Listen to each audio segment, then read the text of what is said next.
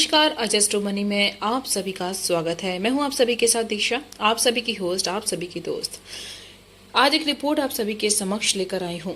आखिर क्यों बढ़ रही है कपास की खेती, इसके पीछे क्या कहते हैं विशेषज्ञ। दाम घटने के बावजूद आखिर क्यों बढ़ रही है कपास की खेती, इसके बारे में हम जानेंगे। पिछले 2 साल से किसानों को कपास की खेती से बहुत अच्छा पैसा मिला है। सोयाबीन की कीमतों में आई हाल की गिरावट की वजह से भी किसानों का रुझान कपास की खेती की ओर बढ़ा है। इस साल कितना रहेगा रकबा। मौजूदा समय में कपास की कीमतें लुढ़क कर 8,000 रुपए से लेकर 10,000 रुपए प्रति क्विंटल के दायरे में कारोबार कर रही हैं। दूसरी ओर रेट घटने के बावजूद कपास की बुवाई में इजाफा देखने को मिल रहा है। सूत्रों के मुताबिक पिछले 2 साल से किसानों को कपास की खेती से बहुत अच्छा मुनाफा मिला है। वहीं सोयाबीन की कीमतों में आई हाल की गिरावट की वजह से भी किसानों का रुझान कपास की खेती की ओर और बढ़ा है। किसानों को उम्मीद है कि कपास का दाम आज नहीं तो कल जरूर बढ़ेगा।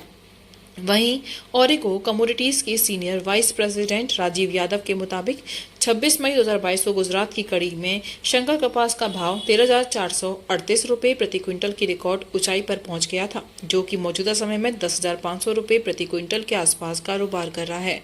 महाराष्ट्र में कपास का भाव 14,000 रुपए प्रति क्विंटल तक पहुंच गया था, जो 8,000 रुपए के आसमान पर है। हालांकि कुछ मंडियों में कपास की कीमतें 8,000 रुपए प्रति क्विंटल के करीब भी अभी भी कारोबार कर रही हैं।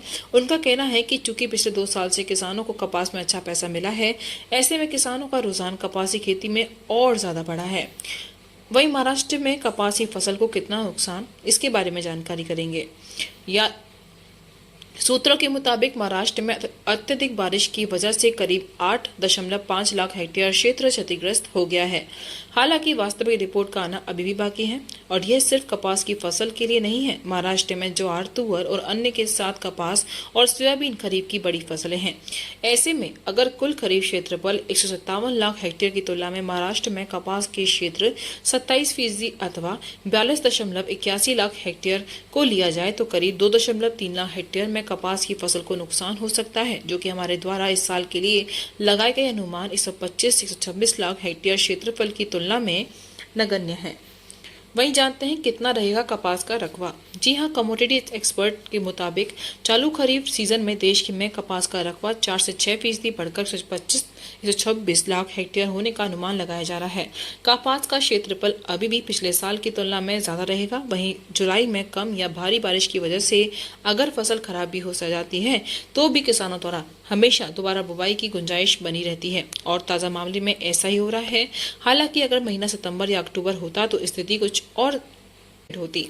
उनका कहना है कि पिछले हफ्ते प्रमुख कपास उत्पादक क्षेत्रों में कमी के साथ छिटपुट बारिश हुई थी, जो कि फसल की प्रगति के लिए अच्छा है। 5 अगस्त 2022 तक देश भर में कपास की बुवाई 121.13 लाख हेक्टेयर में हो चुकी है, जो कि पिछले साल की समान अवधि में 113.51 लाख हेक्टेयर की तुलना में 6.71% ज्यादा है। वहीं सूत्रों के मुताबिक मौजूदा बुवाई की स्थिति को देखते हुए फिलहाल चिंता की कोई बात नहीं है। रिकॉर्ड्स की रिकॉर्ड ऊंचाई पर पहुंच गया था कॉटन का भाव। जी हां, सप्लाई कमी की वजह से मई 2022 की शुरुआत में भारत में कॉटन का भाव 50,330 रुपए प्रति गांठ यानी कि एक गांठ 170 किलोग्राम की रिकॉर्ड ऊंचाई पर पहुंच गया था।